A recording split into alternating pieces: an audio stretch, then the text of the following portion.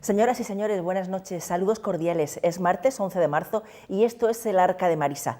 Les invito con sumo agrado a que nos acompañen en la singladura que ahora iniciamos, porque estamos de enhorabuena tras ese espaldarazo que esta misma mañana el Congreso de los Diputados brindaba al bordado lorquino, que ya lleva camino de convertirse, esperemos que así sea, en patrimonio inmaterial de la humanidad. Así es que todo nuestro aliento y toda nuestra felicitación para aquellos que están luchando porque el bordado lorquino ocupe ese lugar de privilegio en la UNESCO. Ahora ya sin más dilación sí que les presento al invitado que esta noche va a departir con nosotros amigablemente en la primera parte del espacio. Es el empresario lorquino Antonio García Díaz, presidente de la patronal lorquina CECLOR. Antonio, buenas noches. Hola, buenas noches. Y espero que tu estancia con nosotros sea grata. Bienvenido. Muchas gracias. El contertulio que nos acompaña en esta noche de martes es el profesor de Tecnología en el Instituto Príncipe de Asturias, Juan Francisco Soriano. Buenas noches y bienvenido. Muy buenas noches, Marisa. Y ahora, si me lo permitís, Antonio, Juan Francisco, antes de comenzar con la charla que vamos a mantener con el presidente de CECLOR, vamos a dar una breve pincelada a la actualidad, porque hoy es un día de aniversario, de triste aniversario, diría yo, ya que se conmemoran 10 años de ese fatídico atentado de los trenes de Atocha. Y es que los atentados del 11M, de los que hoy, como les digo, se cumplen 10 años, dejaron a 89 personas inválidas o con un alto grado de incapacidad física que supuso, en un tercio de los casos, la inhabilitación total para poder trabajar. Son algunos de los datos que estos días ha difundido el Ministerio del Interior a través de su Dirección General de Apoyo a las Víctimas del Terrorismo, que ha elaborado un perfil de las personas que fallecieron y de las 2.084 que resultaron heridas en los atentados, de las que 1.758 solicitaron ayudas económicas. La mayoría de afectados eran de clase media trabajadora que se dirigían a sus lugares de trabajo, aunque también viajaban en esos trenes en los que explosionaron las bombas ciudadanos en paro y estudiantes. Así, el 78% de las víctimas tenían entre 36 y 65 años, el 17% se situaban entre los 21 y los 35, en su mayoría estudiantes, y el 5% eran mayores de 65 años, ya jubilados. De esta radiografía destaca que la mayoría de heridos, 1.651 personas, presentaban lesiones no invalidantes, lo que no quiere decir que no sufran secuelas de distinta consideración. Frente a ellos, 61 personas padecen a consecuencia de esas heridas una incapacidad permanente total, lo que les impide desarrollar las fundamentales tareas de un trabajo, y 21 sufren incapacidad permanente absoluta, que sí que inhabilita por completo al trabajador para toda profesión u oficio. Además, otras 7 personas tienen acreditada gran invalidez, una situación no solo de incapacidad permanente, sino también a consecuencia de pérdidas anatómicas o funcionales. Necesitan la asistencia de otra persona para actos vitales, tales como vestirse, desplazarse o incluso comer. Los fallecidos se tiene en cuenta a 192, al sumar la muerte en la explosión provocada por terroristas islamistas del piso de Leganés, en Madrid. Al geo Francisco Javier Torronteras pertenecían a 17 nacionalidades distintas, siendo la española, con 143 fallecidos, la más afectada. Pues sobre este asunto, y aprovechando este aniversario luctuoso, hemos querido preguntar a nuestros convecinos. La pregunta que lanzábamos a los lorquinos es la siguiente: ¿se sabe a día de hoy toda la verdad sobre estos fatídicos atentados, sobre la masacre del 11M? Esto es lo que decían. Que va, y no saben ni la mitad. Esto se tapa entre ellos, creo yo, porque yo creo que todo esto es política, y yo, para mí, es que alguien lo sabe pero no quieren decirlo. Yo me parece que no están todos los que debían de estar. Que había que investigar más, porque todos los que tienen que estar en la cárcel no están. Así de claro, porque eso fue un desastre muy gordo, hubo muchos muertos y heridos, y hay falta gente en la cárcel, porque hubo muchos responsables, así de claro. Esto de la marinera, ¿qué quieres que te diga, hija mía? De momento está todo liado. Y yo más que nadie, aún no hemos terminado con el terremoto tampoco, así que Opino que son unos sinvergüenzas, porque no hay derecho a que hagan las cosas que hacen. Porque las personas estamos en nuestras casas tranquilos y tienen que venir a molestarnos. Yo opino eso, que a todos los tenían que coger y darles un castigo, pero habiendo para que nunca más lo volvieran a hacer. Pero que olvidarse no se le va a olvidar en la vida y a sus familiares mucho menos. Porque yo tengo la tragedia de Puerto Lumbreras, que murieron 3 de mi familia, y eso no se me va a olvidar a mí en los restos de la vida. Que no, que nunca entran todos los que deben de entrar. Y no creo que se sepa todo. Pero como en todos los casos. El caso de Atocha y todo lo que está ocurriendo aquí en España en estos momentos. Y ya llevamos años. Yo me creo que todavía no se ha descubierto la cosa. Me creo yo, pero yo, claro, yo tampoco, mi opinión es muy pobre. Claro, porque yo qué sé, para mí no se ha descubierto todavía eso. Porque fue una cosa tremenda y enseguida se paró la cosa, se han muerto, se han enterrado y aquí no ha pasado nada. Es lo que yo pienso. Gracias, amigos, por participar con nosotros. Hay una sentencia judicial tras esa masacre del 11M. Hay algunos implicados que están cumpliendo prisión en estos días, pero también te pregunto a ti, ¿el 11M es una herida que se ha cerrado en falso? ¿Se sabe toda la verdad, Juan Francisco? El 11M es una herida que sigue sangrando. Yo creo que en general la gente a la que se le hemos preguntado tiene más sentido común que muchos de los políticos y de los medios de comunicación, que diría que nos asolan en España. Digo nos asolan porque el espectáculo que llevamos desde el fin de semana es vergonzoso. Yo creo que no solo es que no se sepa toda la verdad del 11M, es que yo creo que no se sabe casi nada. Y además yo tampoco me creo la sentencia, creo que el juicio se ha cerrado en falso. Y creo que en el 11M, mi opinión, y esto solo es una opinión, hay detrás muchos intereses en que no se sepa, y creo que todas las versiones que circularon, especialmente en aquellos fatídicos días que básicamente se polarizó la sociedad en si había sido ETA o los terroristas islámicos, ¿no? Yo es que creo que ninguno de los dos, yo creo que es una verdad mucho más terrible que probablemente nunca sepamos. Y yo, por no enrollarme, porque evidentemente no podemos y no tenemos tiempo, sí quiero en primer lugar tener un recuerdo para todas las víctimas, que son las que más perdieron ese día. Después para todos los españoles, que también perdimos mucho en ese día, porque volvió a abrirse esa brecha del guerracivilismo terrible y sectario, que por desgracia subyace todavía y palpita entre los españoles, y apareció unos sentimientos terribles, y además fueron días en los que yo creo que se equivocaron todos, los dos partidos, cada uno tiró hacia su interés, se preocupó más de la proximidad de las elecciones que de lo que venía. Y por último, solo dejaré, porque como evidentemente no tenemos tiempo, un par de pinceladas respecto a lo que nos han contado del 11M. Una es que la prueba principal en la que se sustenta toda la versión que aparece en la sentencia del juicio de la Casa de Campo y posteriormente revisado por el Tribunal Supremo, se sustenta en una mochila que apareció inopinadamente 18 horas después de los atentados. La propia sentencia reconoce que no se siguió la cadena de custodia y que esta mochila apareció allí como por arte de magia.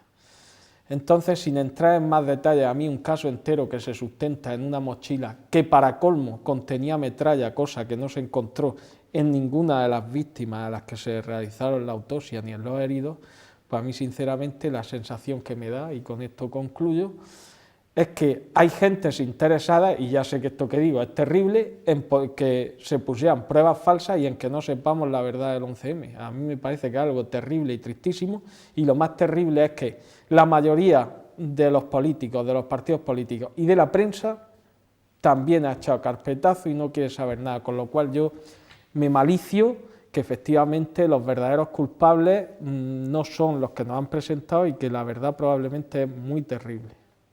Esa era la opinión de nuestro contertulio, Juan Francisco Soriano, y ahora vamos a dirigirnos al presidente de CECLOR, al empresario Antonio García Díaz. Yo destacaría de la jornada de hoy esa unidad, Antonio, por parte de todas las asociaciones de víctimas y también de los partidos políticos, que 10 años después parece que se ha conseguido.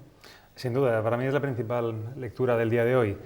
Era deseable una imagen como la que hemos visto hoy en la Catedral de la Almudena, que solamente se ha podido conseguir, por desgracia, 10 años después, pero finalmente se ha conseguido con todos los partidos políticos unidos, también con la Asociación de Víctimas del Terrorismo integrada en este acto, y por tanto hoy es un día, como decía Juan Francisco, de recuerdo, y con eso me quedo, ¿no? Con un recuerdo muy especial a las víctimas. Aquellos días fueron terribles para toda la sociedad, se polarizó mucho la situación política en nuestro país. Por desgracia, perdón, por fortuna, esto lo hemos superado ya, y bueno, sin duda la foto del día es esa, es la de la unidad en torno a las víctimas. Pues con ese mensaje nos vamos a quedar y vamos a cambiar radicalmente de asunto antes de comenzar a charlar con el presidente de CECLOR. Hablamos de un tema totalmente distinto porque los cardiólogos avisan de que la sal es ya prácticamente como una droga. Verán, la Sociedad Española de Cardiología ha alertado de que la sal ya puede considerarse como una droga, no solo por los efectos perjudiciales que provoca en la salud, sino también por la alta capacidad adictiva que posee. De hecho, un estudio elaborado en ratones por las universidades de Duke en Estados Unidos y Melbourne en Australia ha demostrado que la necesidad de consumir sal era la misma que la relacionada con la adicción a la cocaína o a los opiáceos como la heroína. Con imágenes cerebrales se observó que en ambos procesos se activaba la misma zona del cerebro.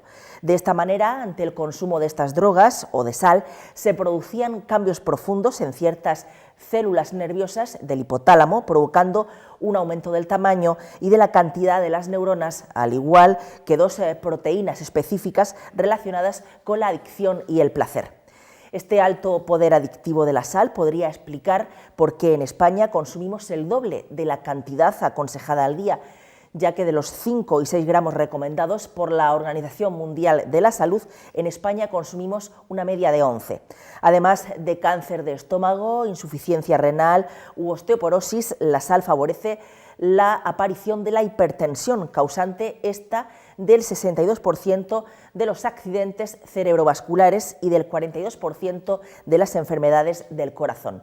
Y es que en España hay a día de hoy 11 millones de hipertensos y las defunciones por esta causa han aumentado de una forma vertiginosa en los últimos años. También sobre este asunto han opinado los telespectadores de este espacio del Arca de Marisa y la pregunta que les lanzábamos era esa: la sal es prácticamente como una droga, según nos dicen los cardiólogos. ¿Usted pone mucha sal en las comidas? Mi madre no puede tomar sal y entonces, como yo era la que tenía que hacer la comida, pues le echaba muy poca y ya me he acostumbrado y voy echándole siempre poca. Es necesario controlar un poquito en la sal, porque si estamos excesivos mucho en la sal en la comida, es muy malo, según los médicos, lo que nos comentan. Antes tomaba mucho, pero ahora poca, porque me dio un infarto. Así que me tengo que cuidar. Sí, estoy informada de que es mala la sal, pero cada vez la recorto un poco menos en la alimentación y procuro gastarla lo menos posible, pero la gasto. Así que, pues eso, procuro hacer una dieta más o menos sana, pero prescindir del todo de la sal no. Como somos hipertensos, pues con poca sal. Y ya está. Gracias, amigos, por participar con nosotros y brindarnos su opinión. Juan Francisco, ¿tú eres muy saleroso en este tema? ¿Cómo andas? Bueno, lo intento.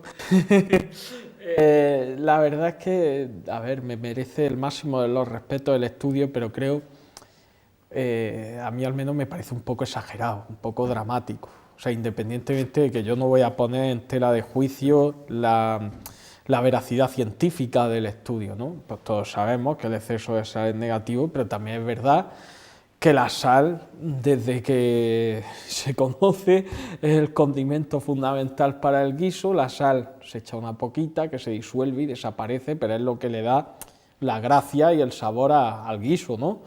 Entonces, pues yo creo que esto es como todo, pues la sal utilizada en su justa medida, y digo que me parece un poco alarmista en el sentido de que, claro, al establecer la comparación con drogas como la cocaína, la heroína, que sabemos el efecto que tienen, porque una cuestión es que, a ver, efectivamente, ahora la gente, pues hay más gente con hipertensión, al final te mueres, porque todo el mundo se muere, aunque los médicos tienen la misión de intentar que eso pase lo más tarde posible, y probablemente hoy en día ocurre más que hay el tema de la hipertensión porque la esperanza de vida es mucho más alta, porque nos hacemos más mayores, porque hay cuestiones, y luego también porque posiblemente nos dejemos un poco en algunos tipos de hábitos de vida saludables. Pues yo creo que lo que hay que buscar es lo que es razonable, que especialmente a todas las edades, pero especialmente cuando uno ya empieza a sentir que necesita cuidarse más o que el médico le dice, oye, tienes que tener más cuidado, pues llevar una dieta equilibrada, no cometer abusos y probablemente pues se paliará en gran medida lo que es inevitable, y es que antes o después llega el final de los días de uno. O sea, con esto no digo que no haya que cuidarse, hay que cuidarse, pero es ley de vida, es lo que hay. De todos modos, tengo la sensación de que si hay una profesión que lo tiene especialmente complicado a la hora de cuidarse, es la de empresario, porque pasan una parte importantísima de su tiempo fuera de casa y no siempre tienen la posibilidad de comer en el hogar. Bueno, sí, por desgracia es así, ¿no? A todo el mundo le gusta comer en su casa, pero hay días que no es posible, comes con clientes, con proveedores, y comer fuera de casa pues de vez en cuando está bien, pero cuando lo haces por obligación o de manera recurrente, pues empieza a convertirse en un pequeño suplicio, ¿no? Nada como casa, como comer en casa. Respecto a lo que comentas de la sal, bueno, todos sabíamos que no es del todo bueno para la salud abusar de la sal. Si los cardiólogos lo ponen así de manifiesto de una manera tan tajante, pues por algo será, ¿no? Habrá que hacerles caso.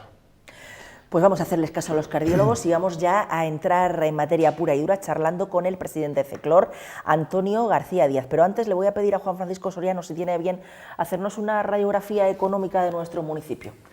¿Cómo palpas el ambiente? No es fácil hacer una radiografía económica, además yo tampoco soy experto del tema y conozco lo que más o menos puedo, ¿no?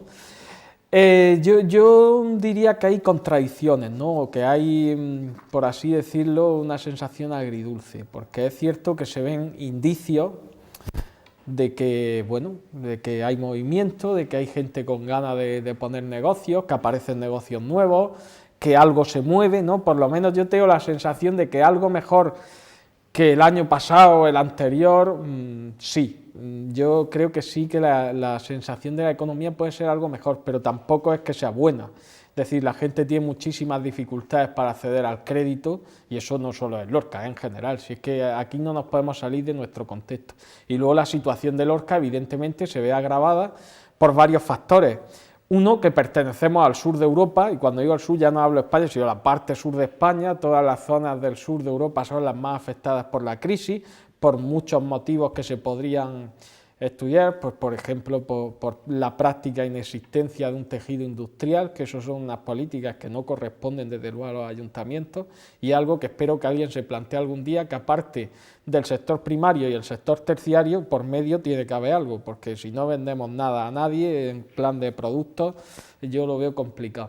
Y luego pues sí que lo que noto es que todavía en Lorca hay un cierto ambiente tristón, falta alegría y ambiente en la calle, y yo creo que los dos golpes del terremoto y las inundaciones junto con la crisis pues todavía se notan mucho, ¿no? Y en el ánimo de la gente pesan, y al final decía por ahí alguno de estos gurús que la economía es un estado de ánimo, y no creo que sea solo eso, pero sí que algo tiene que ver con el ánimo de la gente, con esa alegría que nos falta, que bueno, que eso sería muy profundo de buscar, pero yo noto que estamos ahí, entre dos aguas, ¿no? Por un lado sí hay percepción de que algo mejora, de que baja el paro, como hemos sabido en algunos de los últimos datos, que se mueven cosas, que aparecen nuevos negocios, pero por otra parte todavía queda mucho por hacer, y ahí estamos.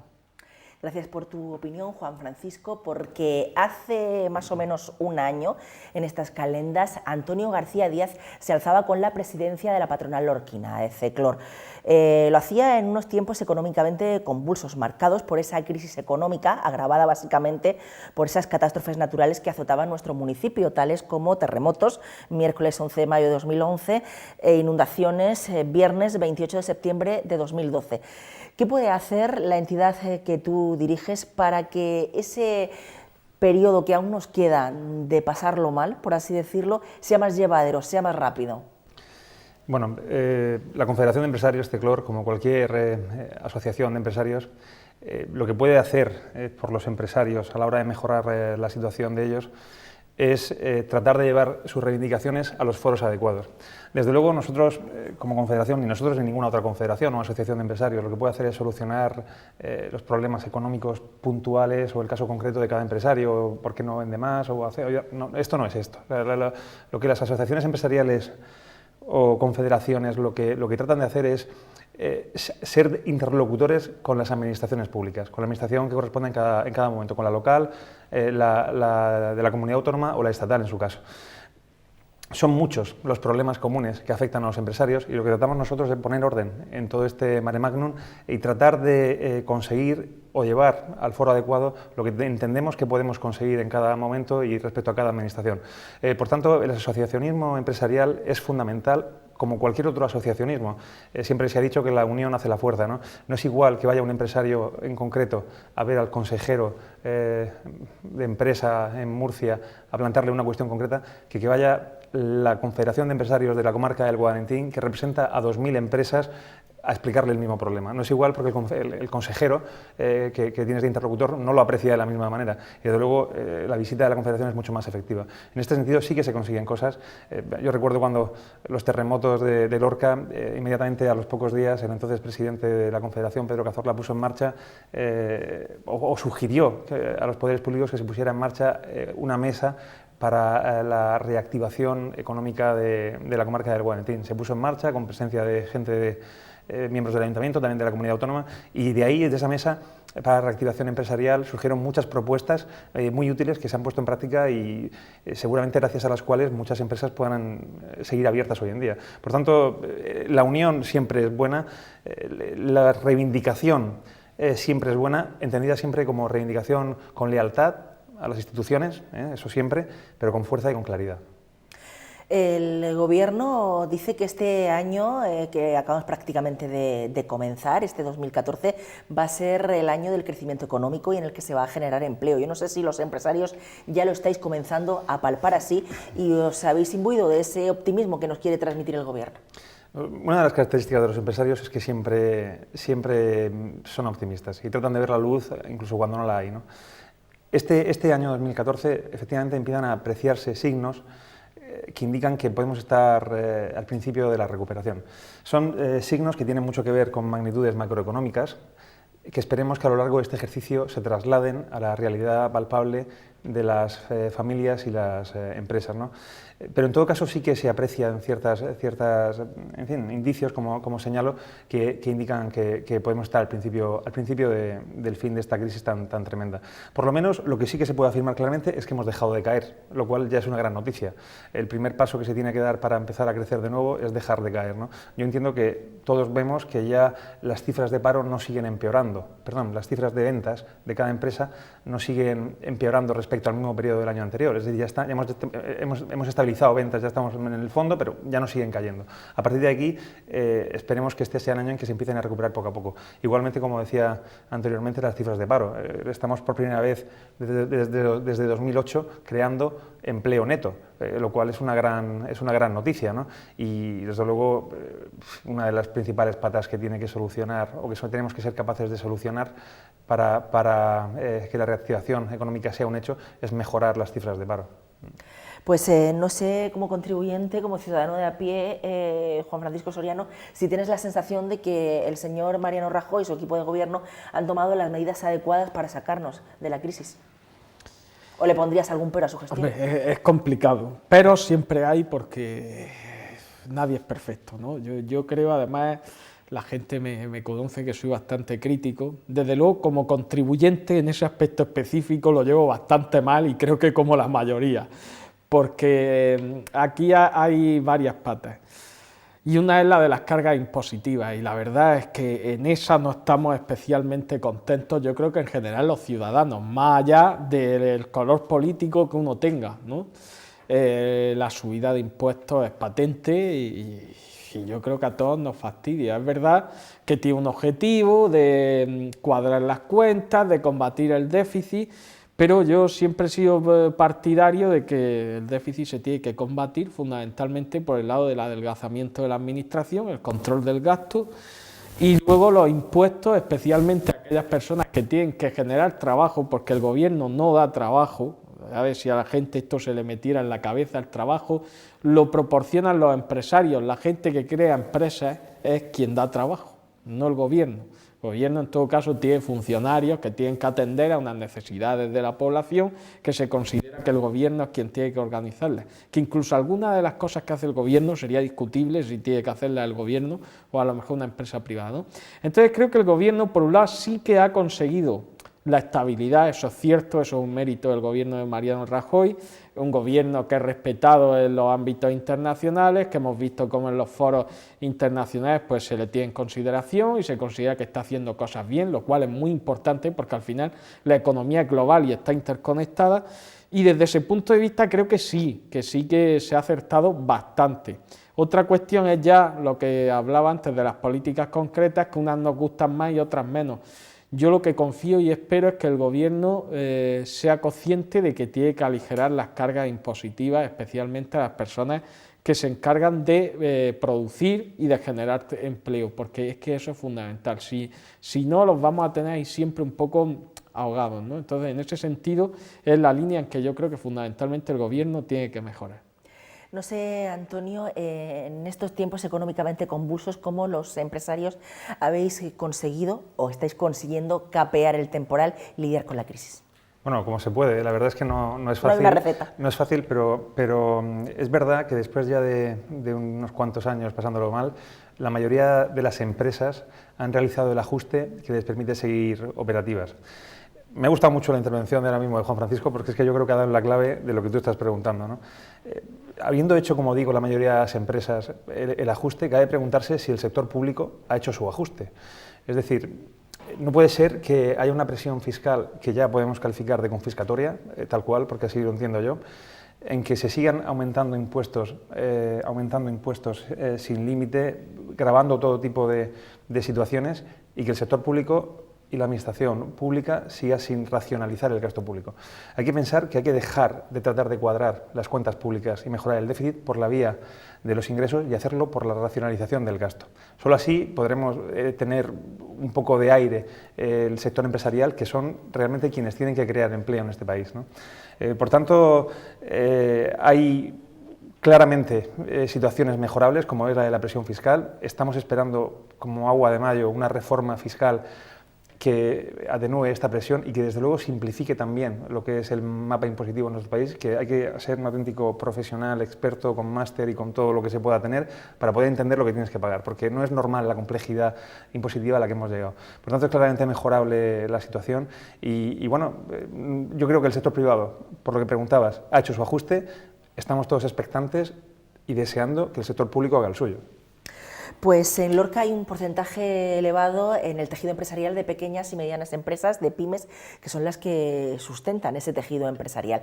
Pero es importante, para que no tengan que echar el cierre, que el crédito fluya. ¿El crédito está fluyendo o los asociados a Ceclor te siguen transmitiendo esa inquietud de que los bancos no terminan de dar ese dinero? Sí, vamos a ver, como línea general o como gran resumen, la situación sigue como estaba antes, es decir, el crédito hay sequía crediticia y sigue sin fluir el crédito. ¿Qué ha cambiado a día de hoy respecto a hace un año? Han cambiado muchas cosas en este sentido. Lo que ocurre es que todavía no ha llegado a la calle. Hace un año España estaba casi intervenido y nuestros bancos, los bancos españoles, las entidades financieras, no encontraban financiación fuera de España. Ha habido una reforma del sistema financiero a lo largo de todo este año, una reforma profundísima, ha habido una reorganización del mapa financiero en nuestro país de gran calado, y ha hecho que las empresas afiancen y mejoren su situación financiera, las entidades financieras. Por tanto, ya las entidades financieras pueden financiarse en el exterior y ya pueden captar financiación. Ya están en disposición de empezar de nuevo a meterla en el circuito de los empresarios y de las pequeñas y medianas empresas y de las familias. Bueno, esto es lo que tenemos que ver a lo largo de este ejercicio. Por tanto, estamos mejor que hace un año, en tanto que las entidades financieras son más sólidas y están en disposición de empezar a prestar dinero, pero tiene que empezar a prestar ese dinero ya están en disposición de hacerlo. Por tanto, este ejercicio 2014 tiene que ser el que se recupere el crédito. Es verdad que la elevada deuda pública de las administraciones públicas no ayuda para nada a esto, porque si en España entran 100 millones de pesetas, imagínate, o de euros, 100 millones de euros, para financiar la economía nacional, y el sector público de los 100 millones necesita 80, solo quedan 20 para el sector privado. Por tanto, cuanto mayor es la deuda pública, más complicado es que llegue el dinero al sector privado. También es verdad que una tasa de morosidad en máximos históricos tampoco acompaña mucho el que se preste dinero, ¿no? Pero, por otro lado, las manifestaciones de los responsables de las entidades financieras van en el sentido de que este año es el del principio que van a empezar de nuevo a prestar dinero. Además, no podemos olvidar una cosa: las entidades financieras se ganan la vida prestando dinero. Ellos compran y venden dinero, con lo cual podían tener cerrado el grifo del crédito durante un periodo de tiempo, pero no sine die, porque de otra manera estarían abocadas a la quiebra.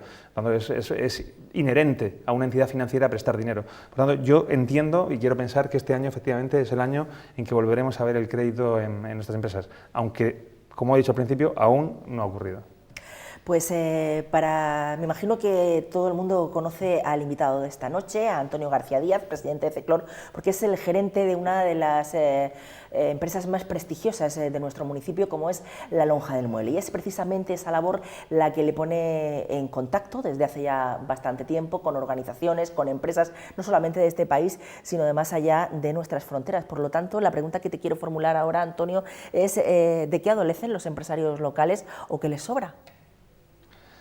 Bueno, a nosotros lo que seguramente nos falta sea creernos que somos buenos. O sea, nos falta un poco de autoestima. Tendemos a pensar que siempre lo que hacen los otros o en Norte de Europa es mejor que lo nuestro, ¿no? Yo creo que hemos dado sobradas muestras, sobre todo con lo que hemos pasado en los últimos años, crisis profundísima, terremotos, inundaciones, de la capacidad de supervivencia que tenemos y de reinventarnos, ¿no? Por tanto, seguramente lo que nos falta es un poco de autoestima y ser capaces de reivindicarnos y creérnoslo un poco más, porque en esto también, estas cosas también influyen a la hora de tener éxito y a la hora de uno automotivarse cada mañana para poder abrir la persiana. Lorca es una ciudad, convendrán conmigo, fieles seguidores de este espacio, eminentemente agrícola y ganadera, pero que también está apostando en los últimos tiempos muy fuerte, de una forma firme y decidida, por el sector turístico. Pero yo no sé, Juan Francisco, qué infraestructuras son las que necesita nuestro municipio para crecer como destino turístico. Como infraestructura en sí misma, algo que yo vengo aquí diciendo repetidas veces, programa tras programa, que es la rehabilitación integral del casco histórico. Eso es lo fundamental que para el tema del turismo necesitamos poner en valor, como dicen ahora los modernos, esta expresión que tanto se usa ahora, ¿no? Es reiterativo, pero es lo de siempre. Recorrer la calle Álamo, el Arco del Ayuntamiento, calle Selga, empezar a callejear por ahí, encontrarte tantos solares en los que solo queda una fachada, solares que están, pues eso, poco menos que abandonados, calles que la mitad de las viviendas están o abandonadas o viejas o sin arreglar.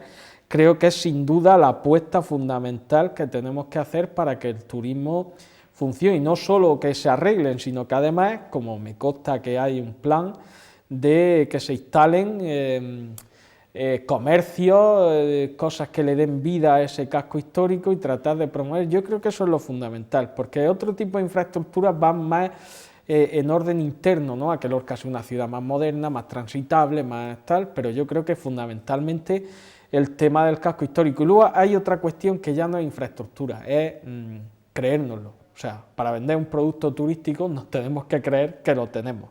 Y para creernos que lo tenemos, lo que tiene que haber es vida. Las administraciones públicas tienen que facilitar y fomentar que haya vida en Lorca los fines de semana, en el verano, todos esos meses que efectivamente a lo mejor muchos de los propios lorquinos nos vamos, porque es lógico, tenemos derecho a irnos de vacaciones, viajar, irse a la playa, lo que tú quieras.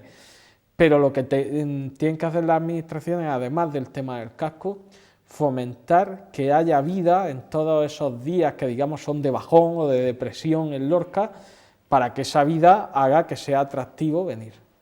Pues para que sea atractivo venir, uno de los caballos de batalla que tiene la Organización de Empresarios, CECLOR, es la llegada del AVE a nuestro municipio. Vosotros estáis peleando con tesón, con fuerza y con esmero porque ese ferrocarril de alta velocidad llegue a nuestro municipio, pero no sé, seguramente tú tienes mucho más datos que nosotros, qué proyecto hay, qué fecha, si hay presupuesto para que venga, en fin, cuéntanos. Pues la batalla del ferrocarril, como tú te has referido, tiene dos vertientes. Una es la de la llegada de la alta velocidad a nuestra comarca y otra es la del corredor mediterráneo, que es el transporte de mercancías por ferrocarril. Por desgracia no hay buenas noticias en ninguna de las dos, pero es que no somos capaces ni siquiera de decir que haya noticias, porque es que, y esta es la gran catástrofe, ¿no? Que nadie se atreve a decir una fecha, es como un auténtico misterio lo que ocurre en relación al ferrocarril. Nadie, a ninguna administración local, regional, estatal, es capaz de fijar una fecha para la llegada de la alta velocidad a nuestra comarca. Esta es nuestra indignación, ¿no? Desde la Confederación de Empresarios, y ha sido uno de los motivos por los cuales nos hemos dirigido a la Asociación de Empresarios de Almería, a SEMPAL. Hemos tenido esta semana pasada una reunión con ellos para ver si ellos comparten esta incertidumbre y desde luego están en la misma situación que nosotros. Entendemos que es fundamental para que esta obra, que todos entendemos, por otro lado, que la situación es la que es y que no se puede pretender traer la alta velocidad para dentro de un año, pero entendemos que si queremos que esta obra algún día llegue o se ejecute y finalice y la alta velocidad llegue a nuestra comarca, entendemos que cada año en la Ley de Presupuestos Generales del Estado tiene que haber una partida para las obras de estos tramos que faltan por construir. Y la realidad es que en el ejercicio 2014 el presupuesto es cero. Pero es que en el año 2013, que sí que había partidas presupuestarias, la ejecución era del 20%. Es decir, una cosa es lo que se presupuesta en los presupuestos generales del Estado y otro es lo que en el ejercicio siguiente se ejecuta de ese presupuesto. Pues bueno, de esa ejecución de 2013 fue solamente el 20%. En el 2014 es que ya directamente no hay ni presupuesto. Y esto es lo que no entendemos, ¿no? Entendemos las dificultades, como te decía anteriormente, pero hay que ser capaces de establecer una planificación. Porque además es fundamental para la comarca, pero además es fundamental para la región de Murcia, el estar comunicado con ferrocarril con la provincia de Andalucía. Lorca, en concreto, bueno, y la región de Murcia no tiene salida hacia el sur por ferrocarril. Antiguamente había una línea, se cerró, y bueno, lo que pretendemos es que todo esto se ponga en marcha, porque además si hay sectores como son el sector primario, en concreto la agricultura, que se ha comportado de una manera magnífica durante este periodo de crisis, bueno, pues infraestructuras como estas son las que te permiten ser competitivo, ¿no? Porque puedes poner productos mucho más rápido en cualquier otro lugar. Por tanto, entendemos que es fundamental, porque además estamos hablando de infraestructuras que marcan los próximos 50 o 100 años de una comarca. O sea, lo que son carreteras, autovías, ferrocarril, marcan el desarrollo de los territorios. O sea, por tanto, estamos en un momento clave y no nos cansaremos de reivindicar que por lo menos nos den una planificación para esta comarca. Otra de las apuestas decididas de CECLOR es ese desarrollo urbanístico de la zona del litoral, concretamente ese magno proyecto de Marina Cope que estaba, no sé si estaba o sigue estando, llamado a ser uno de los mayores complejos residenciales de Europa. No sé si ese proyecto está estancado a corto plazo, a largo plazo. ¿Cómo va esa idea? Vamos a ver, Marina de Cope era un proyecto residencial y turístico de una envergadura espectacular, fue declarado de interés turístico regional por la comunidad autónoma, en tanto que ponía en valor lo que es la costa de Águilas, que tan bonita es y esos recursos que están ahí tan cerca de nosotros y por otro lado tan desaprovechados, ¿no? Era un proyecto que seguramente en relación al desarrollo que han tenido otras partes del litoral mediterráneo en España ha llegado tarde. Aquí todos conocemos cómo se ha desarrollado otras partes de la costa mediterránea y lo poco que está desarrollado esta costa de Águilas, ¿no? Por tanto, el hecho de que haya llegado tarde este desarrollo aquí nos ha permitido saber lo que no queremos. Todos sabemos que no queremos modelos de desarrollo pues, de mega urbanizaciones con todas las casas pegadas, con alturas imposibles. Todo esto es lo que no queremos. Y precisamente Marina de Cope era muy cuidadoso con todos estos temas. Era un proyecto de una sostenibilidad que no se conoce en la costa mediterránea, muy respetuoso con el medio ambiente y perfectamente compatible con el uso turístico. ¿Qué ocurre? Que hubo una serie de defectos formales en la forma de plantear el proyecto que llevaron al Tribunal Constitucional a emitir una sentencia en contra. Esto es verdad y esto es así, pero echamos en todo este proyecto un apoyo mucho más decidido por parte de las administraciones, en concreto por parte de la administración regional. En su momento se declaró interés turístico regional, pero no fue suficiente y los hechos posteriores no han acompañado esa declaración de interés turístico regional. La realidad de hoy en día es que tenemos una serie de empresarios que compraron unos terrenos para desarrollar un proyecto que contaba con todas las bendiciones y actualmente, después de más de 10 años, el proyecto está parado y la inversión está realizada y esos empresarios están pagando sus préstamos. Y el proyecto pues, crea una cantidad de puestos de trabajo que posiblemente hubiera sido la solución al desempleo de nuestra comarca. Aparte de traer un turismo de calidad, pues, puesto que el proyecto, como digo, gozaba de un aspecto muy sano y de un nivel, en fin, para gente de nivel y no el veraneante que podemos tener en poblaciones relativamente cercanas a la nuestra, ¿no?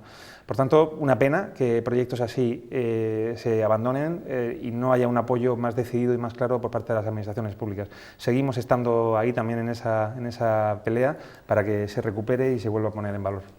Para aquellos que somos legos en la materia, ¿cómo os afecta esa normativa medioambiental a aquellos empresarios que arriesgan su capital, su esfuerzo, su dinero, en una palabra, para mantener un negocio, para lanzar un negocio?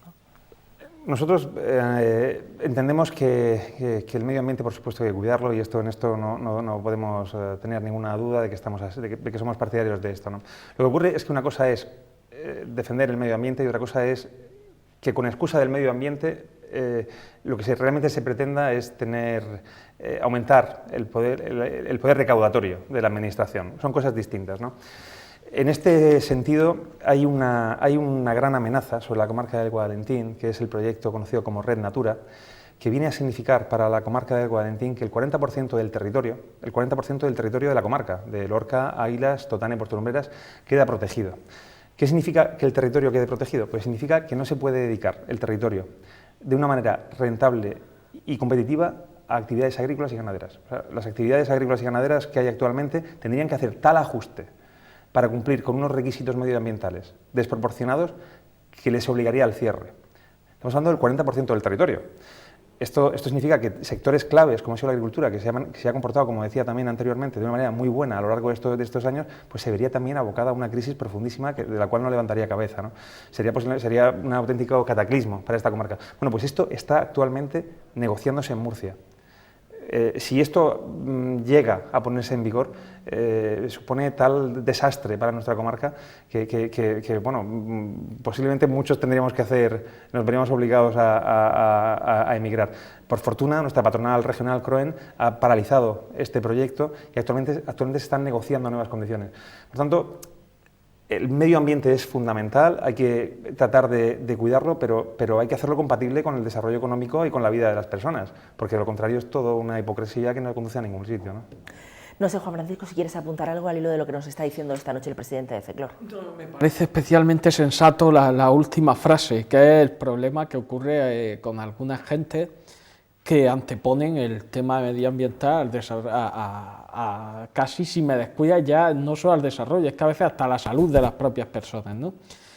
También hay gente que vive de esto porque hay subvenciones y cosas muy interesantes, porque descubre la hoja o la hojarasca de no sé qué película extraña que apareció no se sabe dónde, monta una asociación, un chiringuito, de repente hay que proteger hectáreas de terreno para buscar la hoja del no sé qué. Entonces, claro, esto es un poco exagerado. Sí es que el sentido común, que es lo que más ha demostrado Antonio en su intervención, que es que efectivamente hay que hacer compatible la protección del medio ambiente con el desarrollo de las personas. Es que lo que no se puede a la gente... Pero subyace una cuestión, ahí subyacen dos. Una, que es el afán recaudatorio, porque es que las administraciones, no en España, en Europa, porque estas son políticas inspiradas en directrices europeas. Europa es ahora mismo como el Leviatán, es el monstruo que quiere comérselo todo y la administración es impuestos, impuestos, impuestos, impuestos. Claro, esto es terrorífico, es insufrible. Y por otro lado luego están los ecologetas, como yo le llamo, que es gente que con la excusa del ecologismo vive de eso. Hay ecologistas que desde luego son gente admirable, pero hay otros que lo que se dedican es a vivir de esto, viven muy a gusto contando su película y de la subvención que pagamos entre todos mediante los impuestos. Entonces, lo que hay que buscar es un equilibrio lógico y razonable. Estamos ya prácticamente, amigos, en la recta final de la primera parte de este formato televisivo, en la charla que estamos manteniendo con Antonio García Díaz, presidente de CECLOR, al que quiero preguntar si hay que profundizar en la reforma laboral. Claro que sí, yo creo que con un 27% de paro, una de las cosas que hay que hacer es continuar profundizando en la legislación o en la reforma laboral.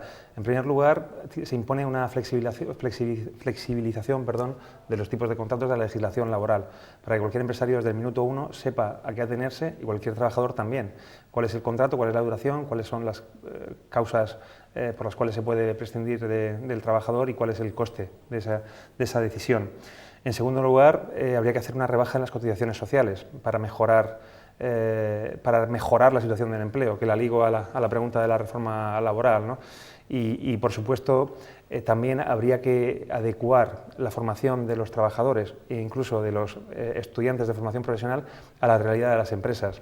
Lo que se conoce como formación dual es algo que en España empezamos a hablar de ella, pero que está muy lejos del paradigma que debería ser, ¿no? Es claramente mejorable y habría que adaptar lo que estudian los estudiantes a lo que son las pymes de nuestra comarca o de nuestro país, para que realmente ese estudiante tenga un trabajo inmediatamente después de terminar los estudios. Esto es claramente mejorable y por ahí, aunque ya me han empezado a trabajar, por ahí hay que seguir avanzando. ¿Y cómo luchamos contra la economía sumergida? Pues es complicado, desde luego, luchar contra la economía sumergida. Hay que tratar de evitarla a toda costa porque es una lacra de la sociedad.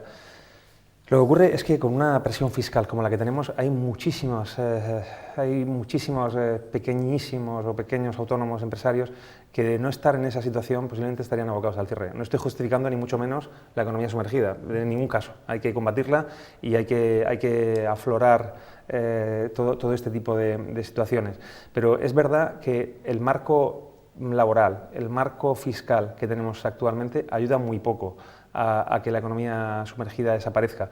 Creo que se impone una reflexión, una ejecución de una nueva legislación fiscal, también laboral, que mejore y que precisamente vaya en esa dirección, ¿no? En la de tratar de luchar al máximo contra la economía sumergida, pero al mismo tiempo darle una salida a todas esas pequeñas empresas que de otra manera se verían abocadas a cerrar.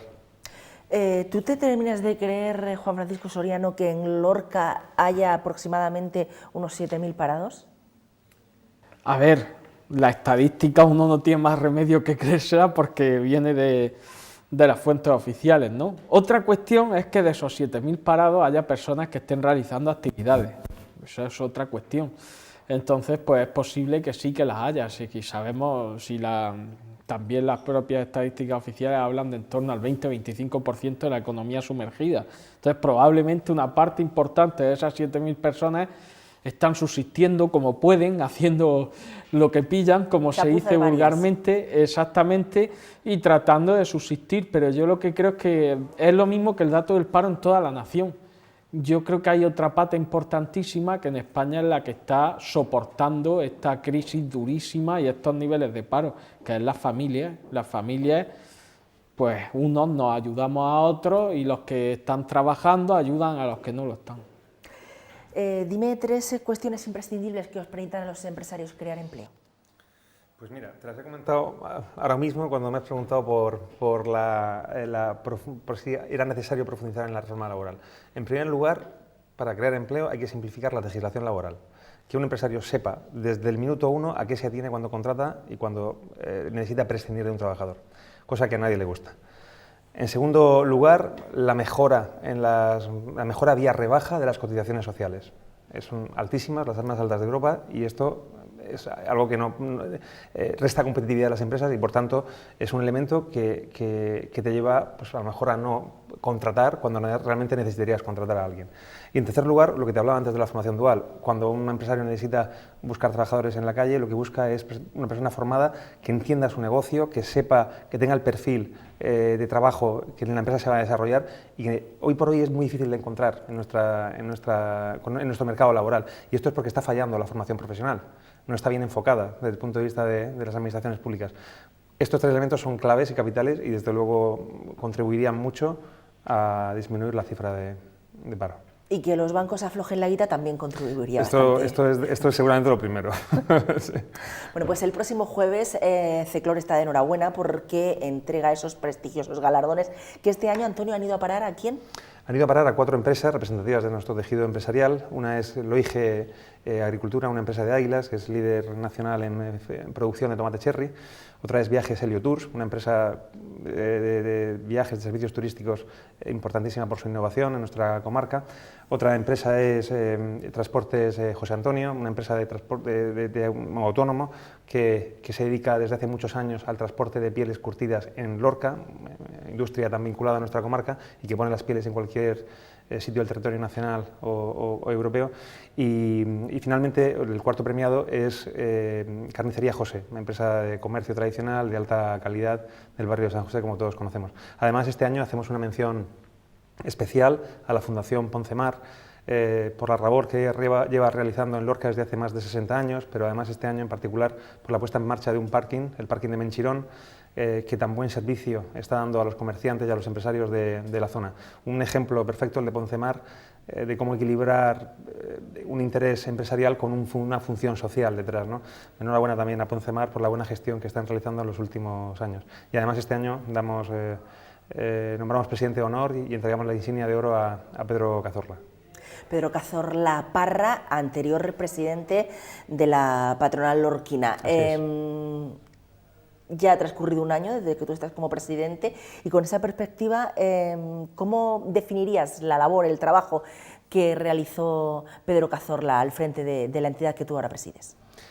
Hombre, Pedro Cazorla ha sido una persona clave en la historia de Ceclor, como también lo fueron, por supuesto, los presidentes anteriores. Pero en el caso de Pedro, lo que hizo fue aplicar los criterios que se utilizan en una empresa privada, a la hora de la gestión de una empresa privada, a la propia Confederación. Por tanto, la Confederación de Empresarios hoy funciona como si fuese una empresa privada y esto es muy de agradecer en los tiempos que corre, cuando ha hecho falta, cuando todas las administraciones o cuando todas las asociaciones, confederaciones han tenido que ajustarse mucho el cinturón.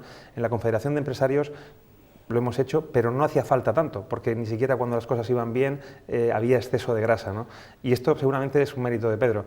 También el sentido riguroso del trabajo, la reivindicación firme pero leal, son valores que la Confederación tiene, que tenían también los presidentes anteriores, pero seguramente Pedro lo ha hecho aún más, de manera más manifiesta, y la Confederación de Empresarios es en buena medida un referente social en la comarca del Guadalentín por el trabajo realizado por Pedro Cazorla Parra. Sí, claro que sí. Titular de la charla que hemos mantenido con el presidente Ceclor, Antonio García Díaz. Juan Francisco. Mi titular sería que Antonio está instalado en la sensatez, es lo que más he visto yo en sus declaraciones, las cosas que ha dicho. Creo que casi todas gozaban de mucho sentido común, que es muy importante en los tiempos que corren, tener ese sentido común y esa sensatez para luego plasmarlo en iniciativa empresarial, que es lo que necesitamos que salga adelante. Pues no es mala cosa esa de estar instalado en la sensatez. Antonio García Díaz, muchísimas gracias por habernos acompañado esta noche. Muchas gracias a vosotros. Y todo tipo de éxitos en esa entrega de premios el próximo jueves en el Hotel Jardines, ¿verdad? Jardines de Lorca a partir de las 7:30. Muchísimas gracias. Gracias a vosotros. Amigos, nosotros en este momento vamos a hacer una pausa para la publicidad, pero enseguida continuamos sin Gadura y lo vamos a hacer con otro presidente. En esta ocasión nos va a visitar Manuel López Valero, presidente de Nipacol, la Asociación de Niños y Padres contra la Droga. Una pausa publicitaria y rápidamente estamos de vuelta. Hasta ahora mismo.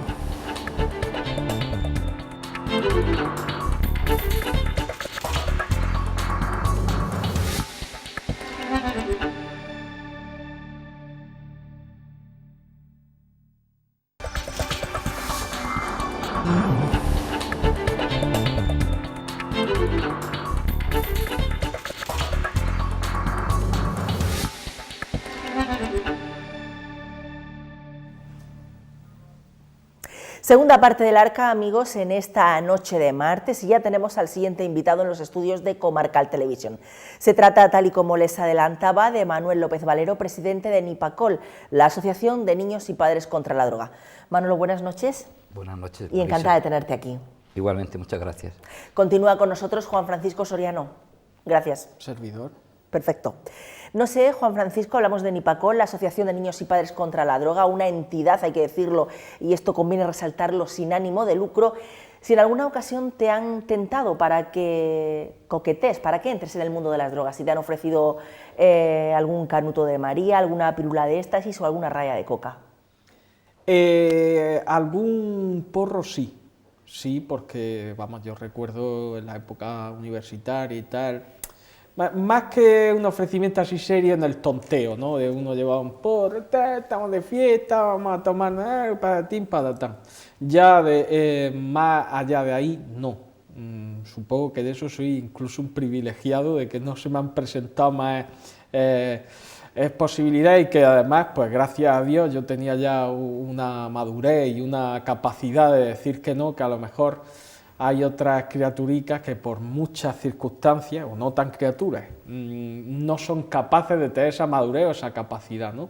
Lo cierto y verdad es que las drogas no están muy lejos de la gente, no es una cosa totalmente alejada y que digamos que solo llega a unos pocos porque son unos viciosos, porque son gente de mal vivir, sino que es un campo que está ahí, que puede aparecer en momentos determinados de casi cualquier persona, y por eso la labor de Manuel y de su asociación y de toda la gente que combate y lucha contra las drogas que tanto mal hacen a la sociedad, pues es digno de admiración y es tan importante, ¿no? Porque, bueno, pues es una lucha, un combate además muy importante en las sociedades avanzadas, como se llama, civilizadas, del primer mundo, llámalo X, en las cuales pues a veces el consumo de drogas tiene que ver pues con otros problemas también propios de estas sociedades, pues que también hay que abordar, ¿no? y ver un poco de por qué, pues eso que hablaba yo, de tener esa capacidad, esa madurez,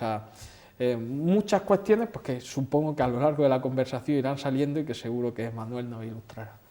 No sé, Manuel, si este tipo de sustancias a las que aludíamos al principio de la noche son asequibles para los jóvenes de nuestro término municipal o se inician en el mundo de las drogas básicamente a través del alcohol.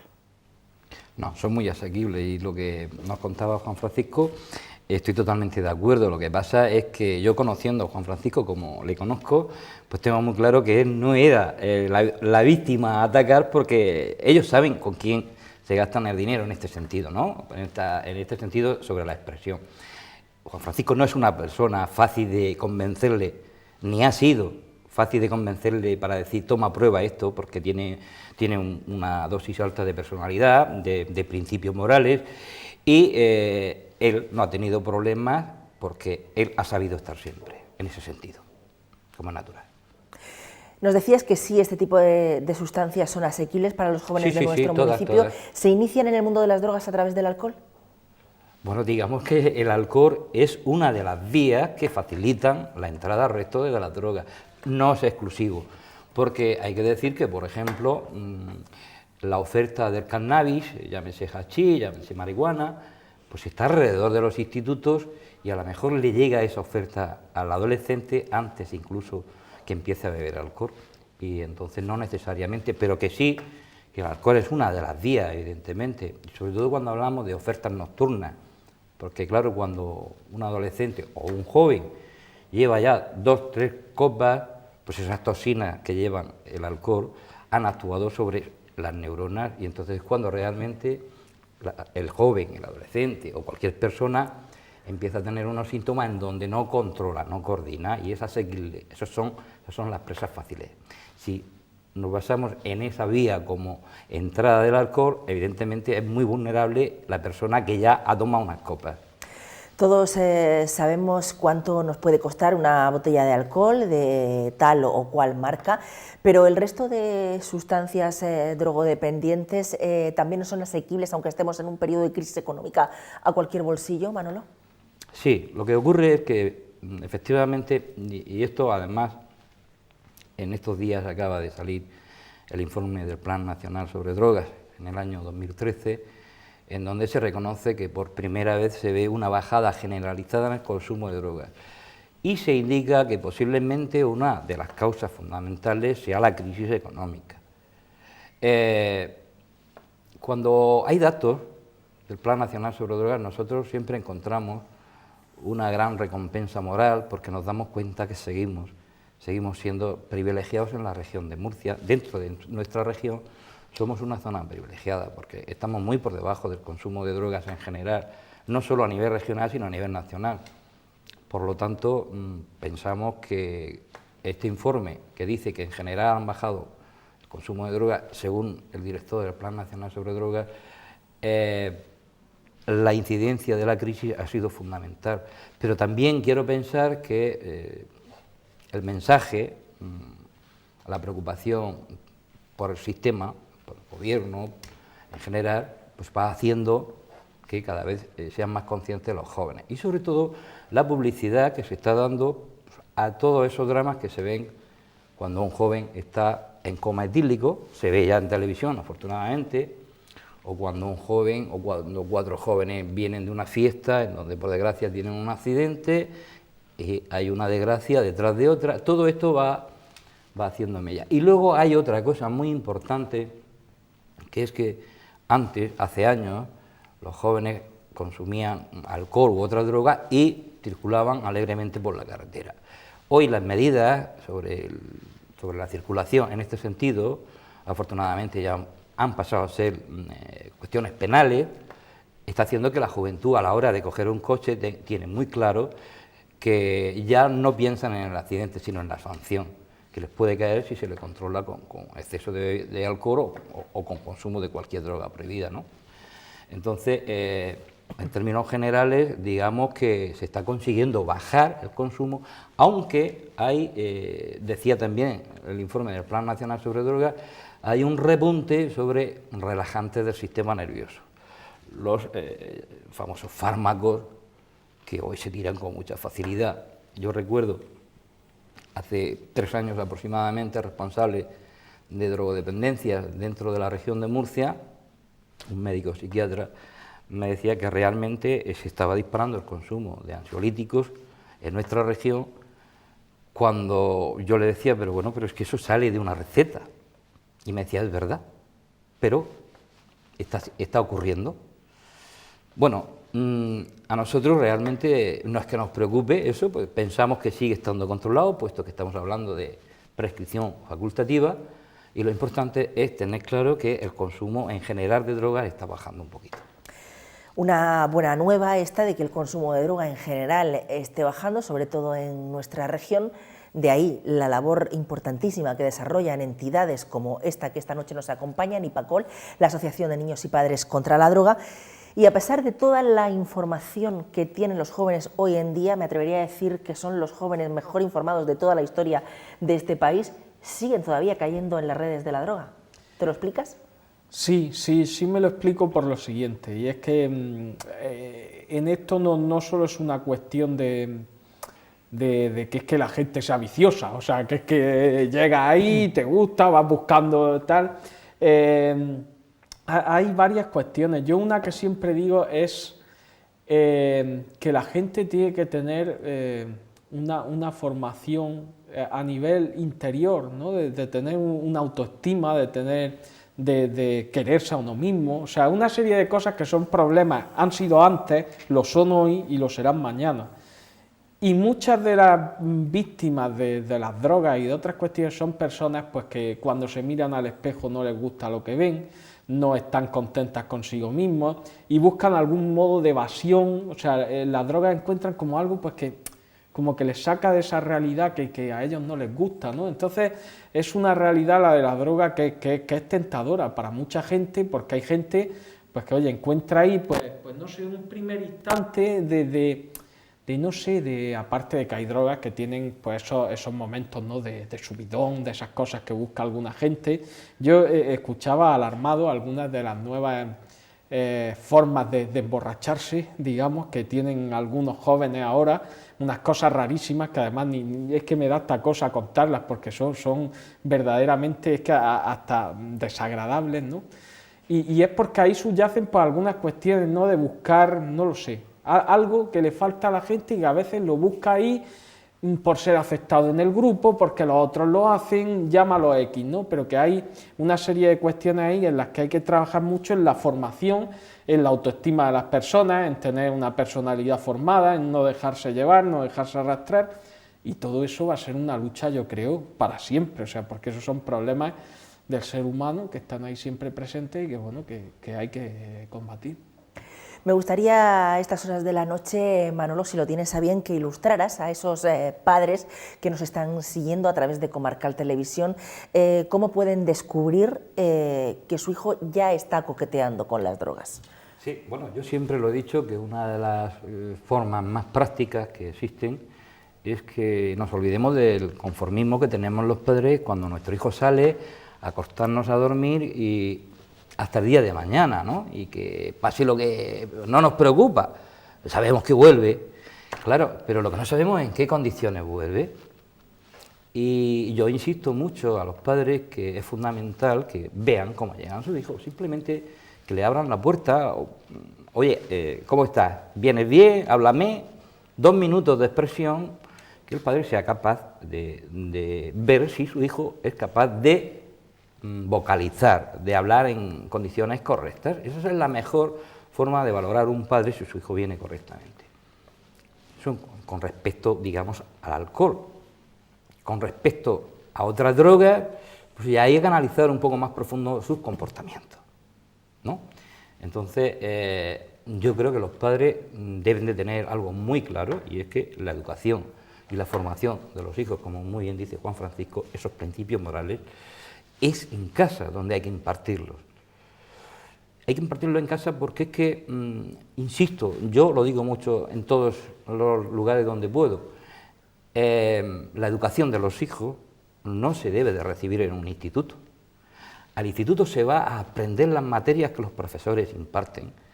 Y claro, si un profesor se encuentra con que un niño no tiene educación, le costará mucho trabajo impartir una disciplina y unos conocimientos. Por lo tanto, primer principio, educar a los hijos correctamente, porque es el valor más importante que tenemos a nuestro alrededor, y de ellos va a depender no solamente el futuro de la sociedad, sino incluso el propio trato hacia los padres. Cuanto más cariño, más respeto, más educación demos a nuestros hijos, más cariño, más educación y más respeto vamos a recibir nosotros de ellos. Así es que todo empieza por el control de los padres en la evolución de la adolescencia, y es la época más complicada que existe. Yo creo, lo tenemos muy fácil, yo no hablo que deba de ser a Nipacol donde se deba de recurrir, pero sí a especialistas, a asociaciones, a médicos incluso, pidiendo consejos en ciertos momentos. Pero la labor fundamental es la del padre y de la madre en averiguar qué está pasando, si hay conductas extrañas. ¿Un drogadicto es siempre un enfermo, Manolo? No, en absoluto, para nada. Un drogodependiente será enfermo mientras esté en la fase de consumo, a no ser que, hablando de drogas duras, llámese heroína, llámese cocaína, haya habido una acumulación de tantos años que eso haya derivado precisamente en una destrucción de neuronas, por una parte, aunque hoy la ciencia moderna dice que hay una recuperación importante de neuronas, pero lo que sí es verdad que ha habido un deterioro orgánico, un deterioro que le ha afectado pues, a la piel, al sistema respiratorio, al digestivo, al hueso. Entonces, cuando hablamos de estas drogas duras, la repercusión va a ser muy importante, con lo cual una recuperación de un individuo que ha estado 20, 25, 30 años consumiendo drogas, prácticamente si es de heroína va a ser muy difícil que vuelva a una normalidad. Y si ha sido de cocaína, pues bueno, quizá lo tenga más fácil, pero también duro, ¿no? Y las demás drogas, pues bueno, digamos que sí que se pueden recuperar, y a mí me llama mucho la atención porque recientemente leía un estudio en donde dice que aquella persona que lleva 20, 25, 30 años fumando, lo digo por el tabaco, curioso que es además la droga que más se ha reducido en el informe del Plan Nacional sobre Drogas, que el fumador empedernido, por llamarlo de una forma que nos entendamos, que lo tiene muy fácil en el momento que deja de fumar, su recuperación orgánica no es tan lenta como se podía pensar, sino que para los riesgos que estaba asumiendo, hay un momento en que en un proceso de tiempo breve puede llegar a recuperarse orgánicamente con mucha facilidad. Juan Francisco, te voy a pedir ahora que me definas a un traficante. ¿Qué es para ti un traficante? no voy a echar un exabrupto por respeto a los que nos ven. Que me defina qué es un traficante para él. Qué buena pregunta. Evidentemente un traficante en primer lugar es un delincuente y luego es una persona que vive de la debilidad de otras. O sea, su modo de vida consiste en sacar dinero a costa de personas pues, que han caído en las redes de la droga, ¿no? Básicamente. Aunque luego hay traficantes más pequeños, más grandes, hay matices, ¿no?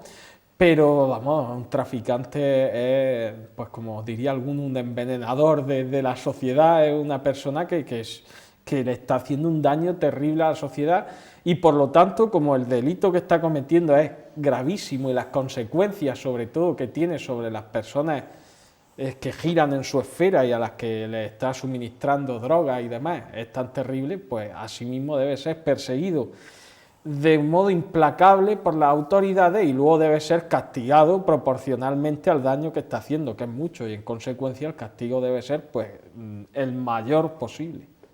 En la lucha contra las drogas, el trabajo que realizan diariamente los cuerpos y fuerzas de seguridad del Estado es vital, importantísimo, convendrás conmigo, Manolo, pero ¿hay algún pero que ponerle, hay algo que reprocharle a esa labor, a ese trabajo que realizan? Todo lo contrario, ellos están trabajando siempre en inferioridad de condiciones, porque los traficantes de drogas van por delante, son nuevas fórmulas, nuevos sistemas, entonces, claro, eso se desconoce por parte de los cuerpos de seguridad, entonces ellos juegan con ventaja, hasta que se encuentra una vía o una fórmula diferente a la entrada, pues hay una investigación. Realmente, no solamente no se le pueden poner peros, sino que es digno de alabar el trabajo que realizan teniendo en cuenta los medios con que cuentan. Nosotros disponemos de unas policías extraordinariamente eficaces, lo sabemos no de ahora, de siempre, la policía española es de las más eficaces a nivel mundial, y claro, también se dice que el tráfico de drogas, pues junto con el tráfico de armas y junto con la prostitución, pues son los tres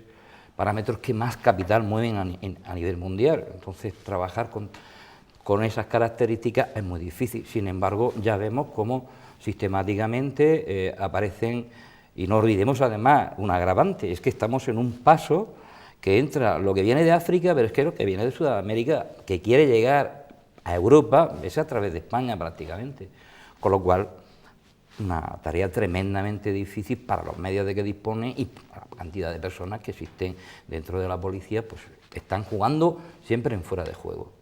Pues en esa cruzada contra la droga, en la que debemos de estar todos, junto con los cuerpos y fuerzas de seguridad del Estado, hay entidades como la que esta noche nos ocupan, IPACOL, la Asociación de Niños y Padres contra la Droga, que sin ánimo de lucro realizan una importantísima labor de prevención y de lucha contra estas dependencias. Cuéntame, ¿qué tipo de ayuda brindáis, ofrecéis, apoyo, en fin? Sí. ¿Qué nos encontramos cuando llegamos a IPACOL? Bueno, nosotros estamos desarrollando todos los años, excepto estos últimos 3, bueno, lo que llamamos concurso de redacción literaria, pero que previamente en todos los institutos de Lorca, incluso en algún colegio que lo solicita, la prevención. Es un tema que además nuestro querido profesor Juan Francisco, que es testigo presencial de lo que se imparte en los institutos, pues los alumnos quedan muy motivados, insisto, él es testigo presencial, y luego cuando se termina la prevención nosotros sacamos a concursos de redacción literaria todos los años, que sirve para que el alumno se motive. Bueno, si hay unos premios económicos, evidentemente el alumno se motiva y a la misma vez que ha captado la información que se le da, hace un trabajo, un fondo de una redacción en donde donde se implica con la enseñanza que ha recibido. ¿Esto para qué sirve? Bueno, pues esto sirve, yo me atrevo a decir, lo mismo que llegue a otoño, septiembre, octubre, noviembre, y el sistema médico dice, pues hay que ponerse una vacuna para la gripe, ¿no? Yo digo que es una forma de vacunar un poco a los jóvenes. Hay un porcentaje que lógicamente pasan de la historia, pero de todos los adolescentes que participan en eso, hay un porcentaje importante que sí que les cala. Esa es la vacuna, y esto lo demuestran los datos que tenemos. O sea, es que en sanidad, en la Consejería de Sanidad, dicen que la tercera área sanitaria, que tiene un nivel de consumo que no entienden comparado con el resto de la región de Murcia. Y yo ahí quiero meter a los cuerpos de seguridad, llámese Guardia Civil, Policía Nacional y Policía Local, y meto evidentemente pues la prevención que se hace en los institutos, y meto al CAD, Centro de Atención a Drogodependientes, el equipo médico, profesionales. Es decir, creo que en la tercera área sanitaria se está dando un compendio de participación en términos generales, todos muy bien enfocados y que están dándose un resultado. Y yo lo que sí es verdad que le digo a cualquier padre que en este momento me esté viendo, cualquier madre, que tengan en cuenta que cuando hay ahora un hijo adolescente o ya con 20 años o con 20 y tantos años y no ha habido un problema de droga, es posible, es muy posible que haya sido debido a que todos estos factores han influido. Porque si esta familia tiene un problema de droga, se dará cuenta de que es uno de los mayores dramas que se pueden tener en una familia. Entonces, que este número importante de familias que en Lorca no tienen problemas, que piensen que posiblemente todos estos factores les ha influido en tener hoy un estado de salud bueno dentro de su familia.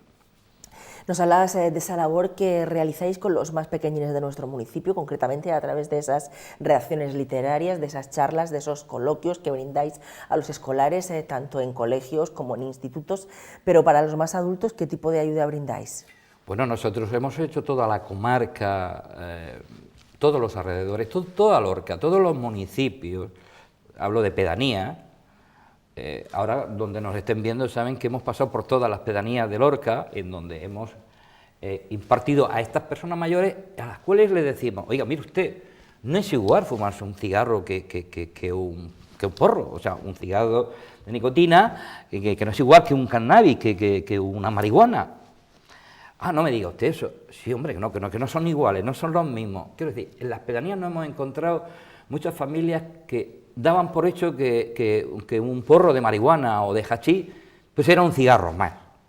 No, oiga, mire usted, el cigarro lleva nicotina, es un estimulante menor. Y el cannabis pues es un perturbador mental. Y esto sí que quiero que quede claro. Una nicotina no perturba la mente, pero un cannabis sí.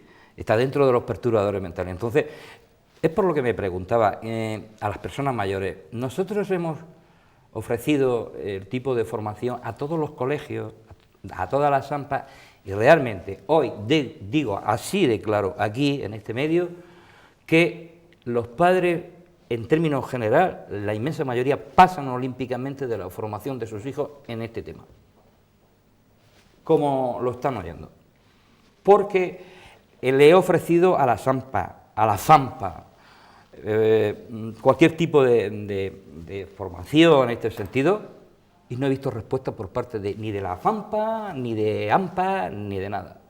Yo recuerdo que hubo un colegio al cual llegamos y había 4 padres. 4 padres. El alcalde actual es testigo que él, antes de ser alcalde, porque nos acompañó en una de estas clases, formaciones o charlas, como queramos llamarle. A mí no me gusta llamarle charla, porque creo que hay una exposición de datos lo suficientemente científicos como para no llamarle charla. El alcalde, antes de ser alcalde, nos acompañó, creo que fue Cazalla o Aguadé, no sé, un sitio de esos, donde se quedan tremendamente sorprendidos de ver la formación que se le estaba dando a estas personas mayores. Pero es que además nosotros decíamos, mire usted, ahí tiene usted nuestro teléfono, si usted tiene duda o sospecha de una conducta extraña en su hijo, llámenos, porque a usted personalmente se le va a dar toda la información por la cual podemos llegar a saber si está consumiendo algún tipo de estupefaciente. De esa reunión en concreto salieron 2 familias que se les informó, no en ese momento, sino después contactaron con nosotros, y se les informó que 2 de los casos efectivamente eran positivos, pero no lo supo nadie más, porque ellos después, oye, soy fulano de tal, estuve en esta reunión, me gustaría entrevistarme con vosotros y saber qué puede estar ocurriendo. Los 2 fueron positivos. Esto estamos hartos de decirlo en todos los sitios.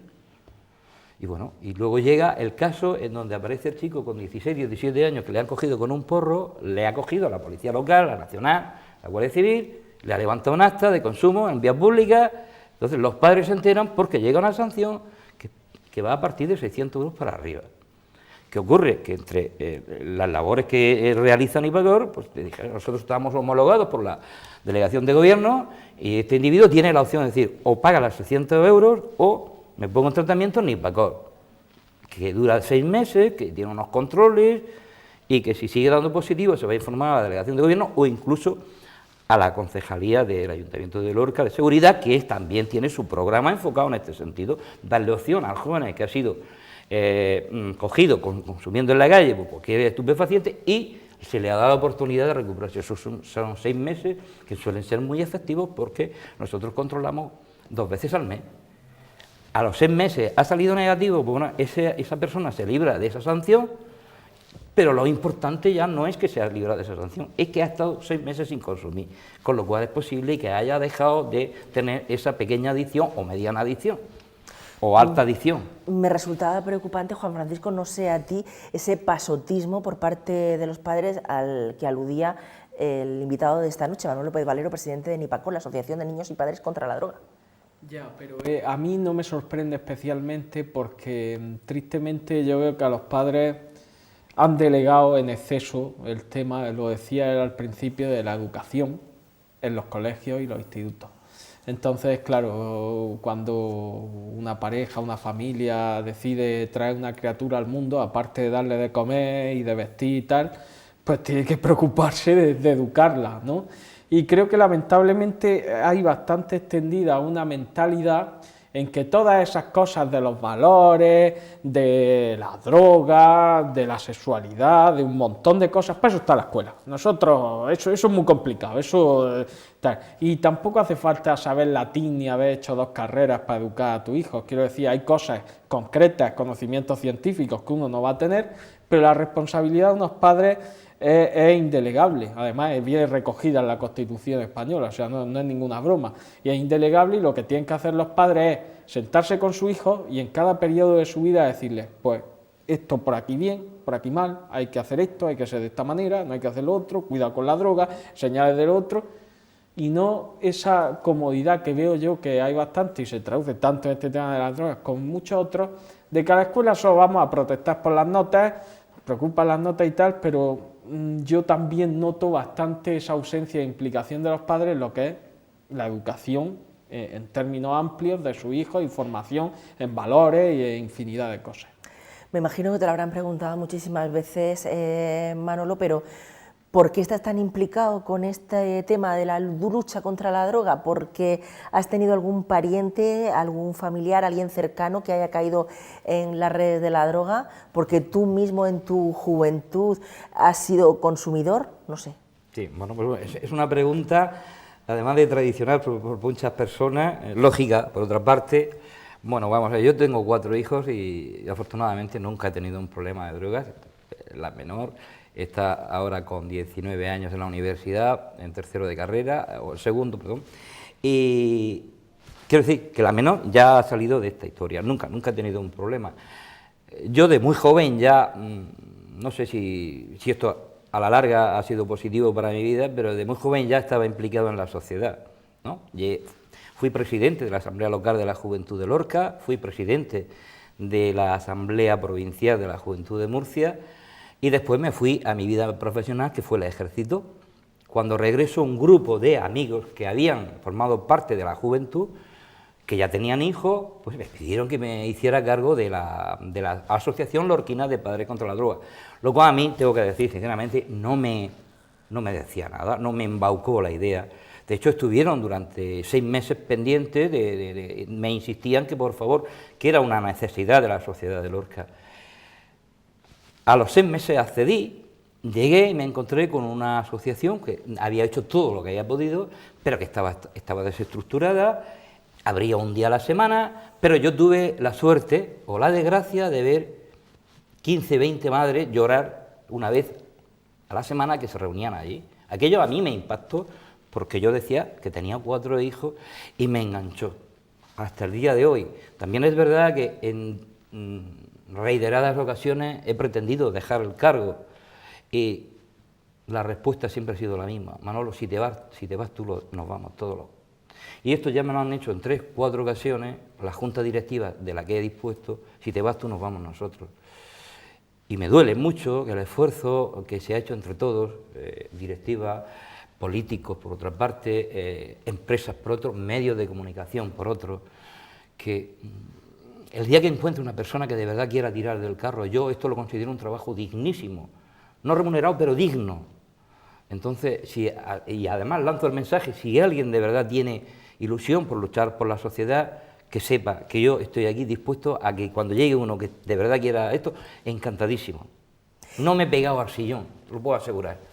Tú eres la cabeza visible de Nipacol, esa asociación de niños y padres contra la droga, pero ¿quién compone esa gran familia de Nipacol? ¿Quiénes participáis ahí?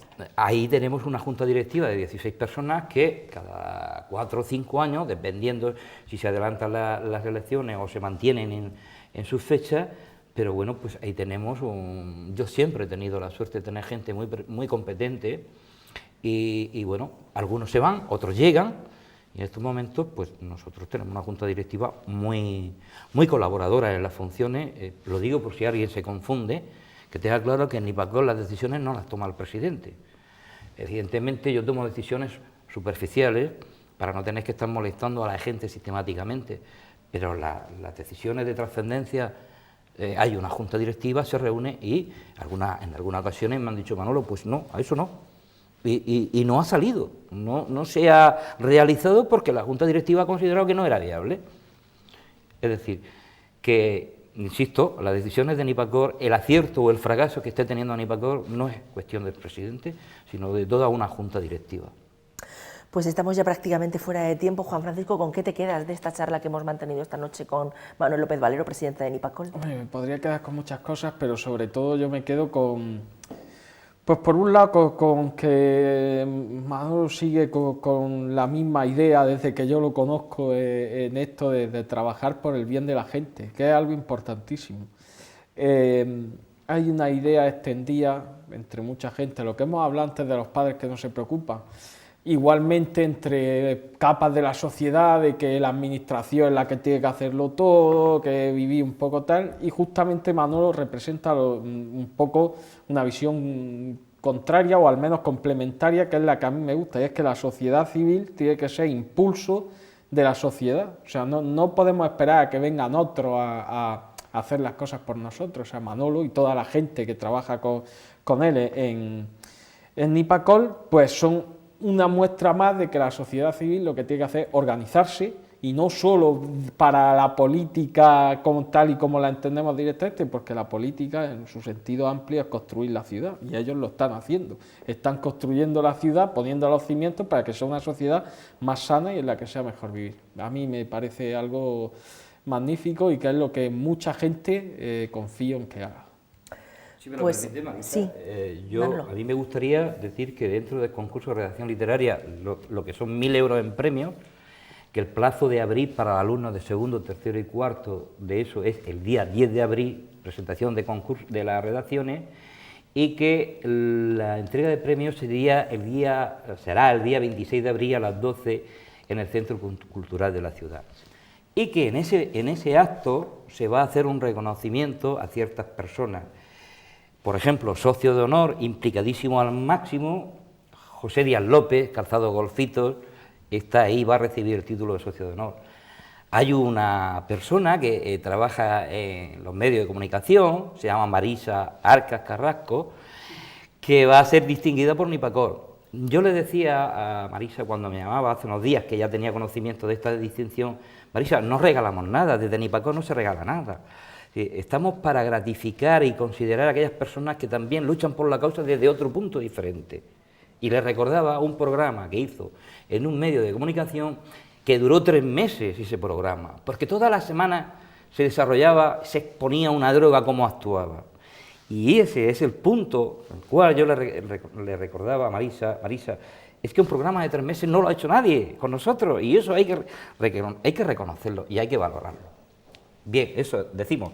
Socio de honor a José Díaz López, Golfito, la persona distinguida en este caso, Marisa Arcas Carrasco, y luego, por otra parte, 2 unidades de la policía. Las 2 unidades son de la policía local, llamadas UPROR y Bravo, porque en el tema de cannabis están haciendo un trabajo excepcional. Y además, lo están haciendo muy bien, he visto sus actuaciones sin que ellos me hayan visto a mí, he visto de casualidad alguna actuación y ha sido impresionante. Chapó por estas dos unidades trabajando. Y ahora, si me lo permite, ya solo decir qué personas están colaborando para que haya un premio de 1.000 euros para ese concurso de redacciones literarias, que yo le he transmitido a estos empresarios que realmente este dinero sí que va a una causa social importante, fundamental, formar a la juventud para que sepa decir que no al consumo de las drogas. Bueno, pues evidentemente el Ayuntamiento de Lorca, Nipacor en este caso es la que más se implica económicamente, Cruz Roja Española, Contenedores José, Montiel Mobiliario, José Díaz López Golfito, Correduría de Seguros Tomás Martínez Periago y hermano González Lucas. A ellos muchas gracias, porque gracias a ellos y gracias a los medios de comunicación seguimos en el candelero. Y por último, que todos estos mensajes que estamos dando, que quizá le suene a gente ya repetido, pero es que nuestros hijos van creciendo y van llegando otros y hay que ir manteniendo siempre el mismo mensaje para que los que llegan nuevos también lo puedan aprender. Y esto es el futuro de nuestros jóvenes. Hay quien paga seguro por si se le rompe una casa. Bueno, pues nosotros tenemos que luchar por formar a nuestros jóvenes para que sepan resistir las tentaciones y las ofertas del tráfico de drogas. Pues Manuel López Valero, presidente de Nipacol, muchísimas gracias por habernos acompañado esta noche y muchísimas gracias por esa distinción que yo voy a hacer extensiva, si me lo permites, a todos los compañeros de los medios de comunicación, porque entre todos intentamos aportar nuestro granito de arena para acabar con esta lacra social. Muchísimas gracias por habernos acompañado esta noche y nos vemos, Dios mediante, el próximo 26 de abril. Muchas gracias Manuel. Vosotros. Juan Francisco, un placer haberte tenido esta noche de martes con nosotros. Como siempre, encantado de estar aquí. Gracias. Amigos, lo dicho, aquí ponemos el punto final a la Arca de esta noche, pero volvemos a soltar amarras el próximo jueves después del informativo. Hasta entonces, gracias por la atención que nos han brindado, buenas noches y que tengan un feliz descanso.